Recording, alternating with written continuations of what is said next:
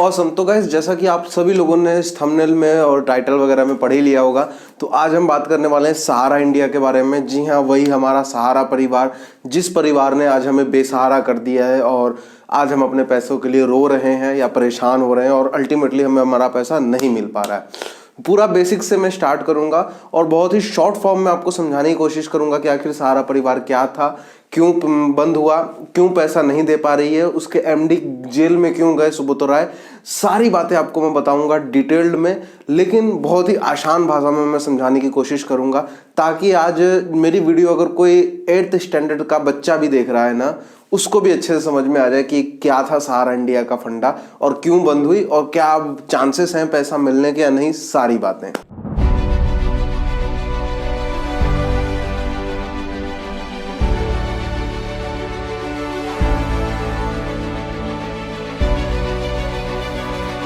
अब जिन लोगों को सहारा के बारे में नहीं पता है उनको मैं शॉर्ट फॉर्म में बता देता हूँ। सहारा इंडिया, सहारा परिवार एक इन्वेस्टमेंट फंड था जिसके अंदर लगभग 13 करोड़ लोगों के पैसे फंस गए हैं। अब 13 करोड़ आप अंदाजा लगा सकते हो, इंडिया की पॉपुलेशन का लगभग 10%, यानी कि 10% लोगों ने इंडिया में उस फंड के अंदर, सहारा परिवार के अंदर पैसे इन्वेस्टमेंट कर रखे थे और पैसा डूब गया है। और इसकी जो टोटल अगर मैं बात करूं कितना पैसा टोटल लैप्स हुआ है, तो ये जो आंकड़े निकल के आते हैं, देखो मैं कुछ नहीं बता रहा यहाँ पे, जो आंकड़े निकल के आए, जो रिपोर्ट्स हैं उन्हीं को मैं पढ़ के आपको बता रहा हूँ, उन्हीं को देखकर मैं बता रहा हूँ। जो रिपोर्ट्स हैं वो 6 अलग अलग कंपनियों में लगभग 1 लाख करोड़ से भी ज्यादा पैसे लगे हुए हैं। जैसा कि आप स्क्रीन पे पढ़ ही पा रहे हो, अलग अलग कंपनियां हैं 6 और 6 में कुछ कुछ पैसे लगे हुए हैं। कितने कितने लगे हुए हैं वो स्क्रीन पे आप पढ़ ही सकते हो वीडियो को पॉज करके। अब गाइज, इतने पैसों में से सिर्फ 136 करोड़ रुपए 17,500 कुछ लोगों को दिया गया है और बाकी के लोगों का सेबी बोल रहा है, जो सेबी सहारा फंड बना था। अभी क्या था ये सेबी सहारा फंड, इसके बारे में आपको आगे बताऊंगा। जो सेबी सहारा फंड बना था उसमें से सिर्फ 136 करोड़ रुपए दिए गए हैं, वो भी 17,526 लोगों को ही सिर्फ दिए गए हैं और बाकी के लोगों का डाटा सेबी तक नहीं पहुंचा है। सेबी ने ये बोला है कि भाई साहब, लेने वाला कोई है ही नहीं पैसा, तो हम दें किसको। वेल, बड़ी चौंका देने वाली बात है, बट इसको हम डिटेल में समझेंगे जाकर कि आखिर क्या था सहारा का अस्तित्व और क्यों बंद हुआ, क्यों पैसे नहीं मिल रहे हैं अभी तक लोगों को, इन्वेस्टरों को, क्यों इतने परेशान हैं लोग। चलो डिटेल में हम जानते हैं। इसके पहले हमें जाना पड़ेगा, इसके फ्लैशबैक में, इसकी हिस्ट्री में समझना पड़ेगा कि क्या था इसका फंडा। तो गाइस, सहारा परिवार का जो एमडी है, जिसने इसकी नींव रखी है, वो गोरखपुर के आदमी है। उनका नाम सुब्रतो राय है एंड वो कोई बहुत ज़्यादा रिच फैमिली से नहीं बिलोंग करते थे, बहुत ही छोटी फैमिली से बिलोंग करते थे और मिडिल क्लास लोग ही थे। शुरू में उन्होंने अपनी जो पकौड़ियाँ होती हैं, कचौड़ियाँ होती हैं, या यूँ कहूँ स्नैक्स वगैरह का भी उन्होंने बिजनेस स्टार्ट किया था, दुकान शुरू की थी छोटी मोटी, और उसी से वो अपना घर की ज़रूरतें और अपनी ज़रूरतें पूरी करते थे। बट गाइज, उनकी लाइफ तब चेंज हो गई, उनको जैकपॉट तब लग गया हाथ में जब उन्होंने देखा कि जो छोटी मोटी दुकान करते हैं, कोई पकौड़ी बेचता है, कोई आइसक्रीम बेचता है, मतलब कोई चाय बेचने वाला है, जो एकदम गरीब लोग हैं, मिडिल क्लास से भी middle class, lower middle class जिसको बोलते हैं, वो लोग हैं। तो उनको इसने जाके बोला, जो एमडी था सहारा का, उसने जाके बोला सुब्रतो राय ने कि आप हमें रोज का 1 रुपया दो और कुछ टाइम के बाद जब भी आप उसको निकालेंगे, 5 साल 10 साल के बाद, तो उसका हम कई गुना आपको रिटर्न्स करके देंगे। तो ये अब उस टाइम की बात है, ये बहुत पहले की बात मैं बता रहा हूं आपको। उस टाइम पे लोगों को सेविंग अकाउंट नहीं होते थे, सेविंग करते क्या है, सेविंग होती क्या है, ये सब कुछ नहीं पता था। गरीब लोग थे, वो अपना पैसा पोटली में बंद करके रखते थे, अंबाड़ी में कहीं रखते थे, मतलब ऐसी जगह पे वो लोग पैसा सेव करके रखते थे। तो उनको क्या पता इन्वेस्टमेंट के बारे में, क्या जानते थे, नहीं जानते थे, बहुत न के बराबर जानकारी थी उस टाइम पे। तो सुब्रतो राय आए और उन्होंने समझाया प्लान वगैरह, और धीरे धीरे लोग इसमें पैसा डालना शुरू कर दिए और धीरे धीरे करके सहारा परिवार बहुत बड़ा फैल गया। इन्होंने गरीब लोगों की शादी करवाना शुरू की, गरीब बेटियों की शादी करवाना इन्होंने शुरू कर दी। उसके बाद में जो ज़रूरतमंद थे, जिनको पैसे की ज़रूरत थी, उनको पैसे भी देना शुरू कर दिए। और कई गांवों में जो एकदम नीचे के कस्बे थे, वहाँ तक दवाइयाँ और दारू का जुगाड़ कराया, हर चीज़ किया। मतलब जो भी एक आम आदमी को ज़रूरत थी ना, हर एक ज़रूरतों ने इन्होंने अपनी जान तक सब पूरा किया। तो लोगों के ना माइंड में इनकी इनकी जो छवि थी ना वो काफ़ी अच्छी बन गई थी। इनको लगता था हाँ यार, भगवान के बाद अगर कोई बंदा है ना तो वो यही है, जो हमारा पैसा संभाल कर रख सकता है और हमें बुरे वक्त पे हमारा साथ दे सकता है। तो गाइस इन्होंने शुरू में बहुत धूम मचा दी। इनको लोगों ने इतना ज़्यादा प्रमोट किया, इतना ज़्यादा प्रमोट किया, इसको वर्ड ऑफ माउथ प्रमोशन बोलते हैं। मुंह से ही लोगों ने इतना इनको प्रमोट कर दिया, इतना फेमस कर दिया कि लोग पूछ पूछ कर जाते थे कि सहारा इंडिया में पैसा कैसे लगाते हैं, सहारा इंडिया का एजेंट कौन है, पूछ पूछ कर लोग पैसा लगाते थे। और बहुत बड़ा ये धीरे धीरे करके फैल गया। लेकिन गाइस जब भी कोई चीज़ एकदम से बूम करती है ना, एकदम से फैलती है, तो गवर्नमेंट की नज़र, सरकार की नज़र उस पर जाती है और जानी भी चाहिए। ये बिल्कुल सही है, जानी भी चाहिए। तो अब यहाँ पे भी बिल्कुल वैसा ही हुआ। इनकम टैक्स की नज़र पहुंच गई और इनकम टैक्स का उस टाइम पे ऑफिसर, मेरे ध्यान में नाम नहीं आ रहा है, तो उस टाइम का, ये मैं 1996 की बात कर रहा हूँ, 1996 की बात कर रहा हूँ। उस टाइम पे एक इनकम टैक्स ऑफिसर की नज़र इस पे पड़ी थी और उन्होंने केस वगैरह भी शायद फाइल किया कर दिया था या नहीं कर दिया था, क्योंकि अब सहारा के पॉलिटिकल जो रिलेशंस थे वो काफ़ी बढ़ चुके थे और पॉलिटिकल जो मतलब लीडर्स वगैरह थे उस टाइम पे, जो नेता वगैरह थे, उनके पैसे भी लगे हुए थे। तो सहारा ने, जाहिर सी बात है, बोला होगा कि सहारा मतलब अगर आप हमारा पैसा बचाएंगे तो हम आपको ही बचाएंगे, अदरवाइज हम आपका भी नाम लेकर आ जाएंगे गवर्नमेंट के पास, सरकार के पास, कि आपने भी ऐसे करवाया है। तो बस जाहिर सी बात थी, पॉलिटिकल कनेक्शन था और उस बेचारे जो भी ऑफिसर थे इनकम टैक्स, उनका ट्रांसफर कर दिया गया और उसके बाद केस वहीं क्लोज कर गया। अब सहारा का जो कांटा था, सहारा का जो पत्थर था वो निकल गया था आगे से। अब सहारा और तेजी से बढ़ने लगा। सहारा ने अगले 30 सालों में इतनी ज्यादा ग्रोथ कर ली थी, अपना खुद का मीडिया नेटवर्क बना डाला, अपनी एयरलाइंस बना डाली, अपनी सिटी तक बना डाली। जी हाँ दोस्तों, अपनी सहारा सिटी तक बना डाली इन्होंने। न्यूयॉर्क और लंदन जैसी सिटी के अंदर अपने अपने होटल्स खरीदने शुरू कर दिए। आईपीएल टीम खुद की बना डाली, इंडियन क्रिकेट टीम को स्पॉन्सर किया, इंडियन हॉकी टीम को स्पॉन्सर किया। मतलब इतना ज्यादा अपना प्रमोशन और इतना ज्यादा लोगों के मन में बिठा दिया ना कि लोग सोच ही नहीं सकते थे कि ये फ्रॉड कर सकती है या फ्रॉड होगी। है हर कोई बंदा सहारा को पसंद करने लगा था, सहारा को प्रमोट करने लगा था। जो बड़े बड़े फिल्म स्टार सब थे वो तक सहारा के साथ मिल गए थे, सहारा को प्रमोट कर रहे थे। जाहिर सी बात है ना, जब कोई बंदा फेमस होगा तो फिल्म स्टार और जो पॉलिटिकल पार्टीज थी उस टाइम पे उसको भी सपोर्ट कर रही थी और वो भी बंदा जा रहा था उनके पास प्रमोशन के लिए या जो भी कुछ था। तो मतलब अब देखते थे ना लोग, किसी बंदे की अमिताभ बच्चन के साथ फोटो है तो जाहिर सी बात है यार वो आदमी अच्छा होगा ही। उस टाइम के लोगों को इतना समझ नहीं आता था ना, वैसे तो समझ अब भी नहीं आता, लेकिन फिर भी उस टाइम पे बहुत ज्यादा इनका चर्चा हो गया था। गरीब भी इसी की बात कर रहा था, अमीर भी इसी की बात कर रहा था। लखनऊ में सहारा इंडिया का इनका एक अपना अलग ही एरिया बन गया था। उसके बाद महाराष्ट्र में आबीवेला करके एक सिटी थी जहां पर आपको लग्जरी घर देखने को मिलते थे, जिनकी वैल्यू 5 करोड़ से लेकर 20 करोड़ तक की थी, एक एक बंगले की। तो गाइज ये तो कहानी थी उनकी ग्रोथ की, उनकी सक्सेस की। लेकिन गाइज डाउनफॉल आना इनकी लाइफ में, इनकी करियर में तब शुरू हुई जब इन्होंने 2008 के अंदर ना इनके पास लगभग 4800 के आसपास 4699 कंपनीज थी, जिसमें से सिर्फ 4 कंपनी लिस्टेड थी, जो कि 4 कंपनी गवर्नमेंट की नजर में भी थी। अब 2009 में या 8 में ये गए शेयर बाजार में अपना आईपीओ लेकर 5वीं कंपनी अपनी लिस्ट कराने के लिए गए। तो वहां पर जब सेबी के पास इन्होंने अपनी कंपनी की बैलेंस शीट दिखाई, सारी चीजें दिखाई, तब वहां पे सेबी को झोल लगा और सेबी ने पकड़ लिया। अरे देवा, ये गड़बड़ है बाबा। वहां पे झोल ये यूं था, कोई ये ना लोगों से कैश में ट्रांजैक्शन लेते थे, ये जब इन्वेस्टमेंट कराते थे ना तो लोगों से कैश में कराते थे। तो अब सेबी ने पूछा कि ये कैश आ कहां से रहा है आपका, तो इन्होंने बोला कि हमारा कैश आ रहा है, ना ही इनके पास कोई ऑनलाइन ट्रांजैक्शन थी, ना ही कोई चेक थी।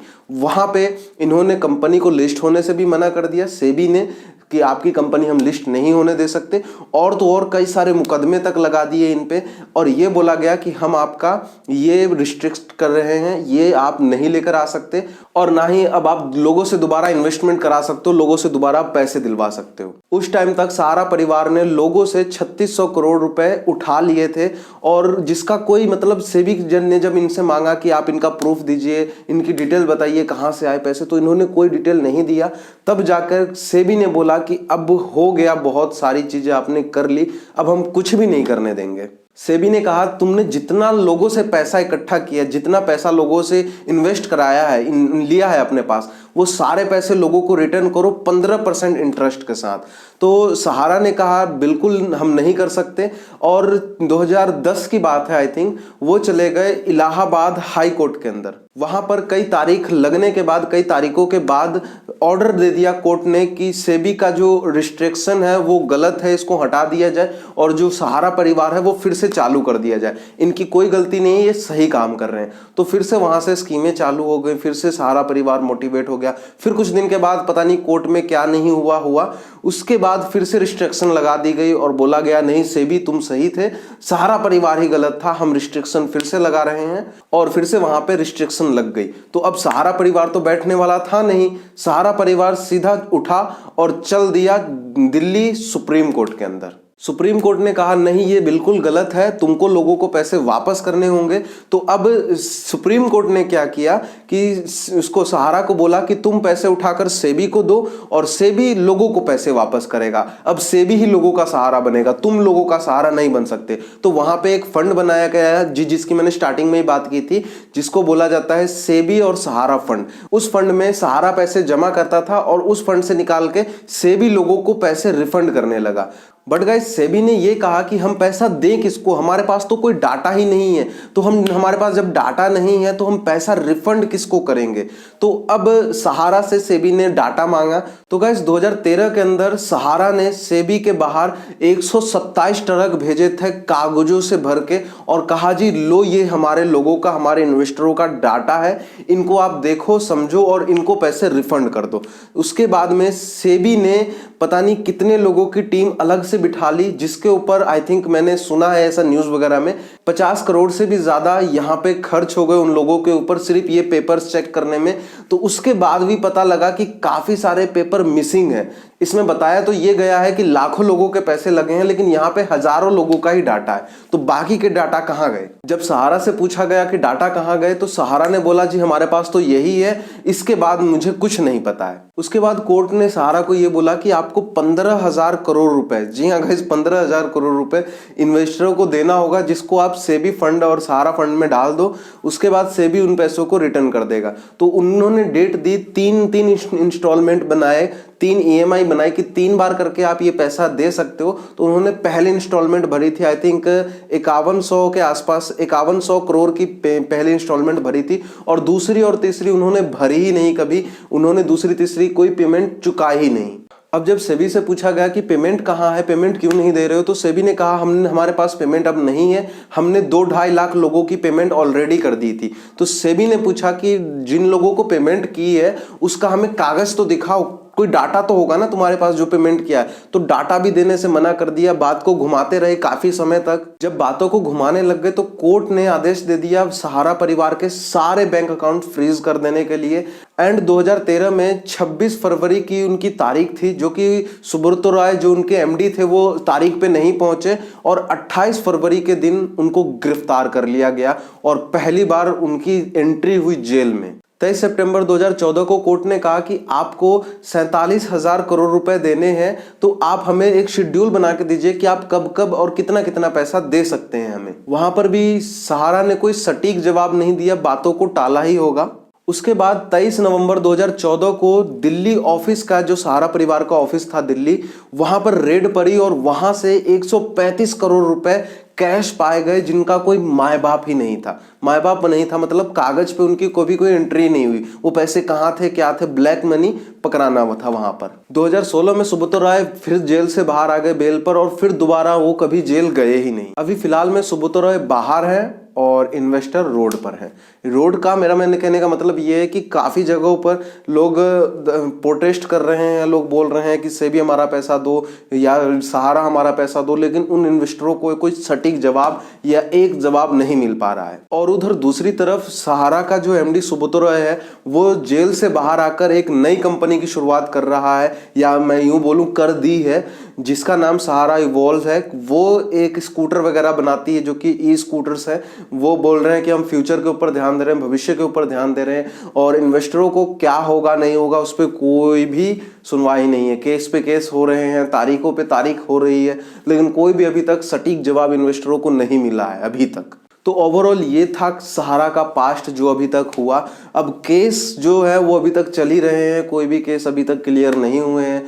क्या होगा नहीं होगा, क्या आपके पैसे होंगे वापस या फिर आपके पैसे डूब गए हैं, क्या होगा नहीं होगा, क्योंकि देखो पैसे जो हैं वो सेबी के पास हैं, ऐसी बात नहीं है कि नहीं है, पूरे नहीं है, मतलब कुछ पैसे हैं जो कि न्यूज़ों में रिपोर्टों में आ रहा है कि 15,000 करोड़ रुपए सेबी के पास हैं। अब सेबी क्यों वापस नहीं कर रहा है? सेबी ने बोला था कि आप हमें डाटा भेजो, अपना डाटा वेरीफाई कराओ कि आपके पैसे इन्वेस्टमेंट हैं सहारा में और हम आपको रिफंड कर देंगे। एंड बहुत से लोगों के रिफंड हुए भी हैं, लेकिन वो डेट और लिमिट थी, डेट की लिमिट थी। जिन लोगों ने अप्लाई किया था वेरीफाई हो गया उनको पैसे रिफंड मिल गए हैं। अब डेट जो है वो मतलब एक्सपायर हो गई, या मैं यूं कहूं डेट निकल गई, तो अब उसकी कोई सुनवाई नहीं है, कोई नई डेट नहीं आ रही है। लोगों को पता नहीं लगा था उस डेट के बारे में, नई डेट कोई नहीं निकल रही है।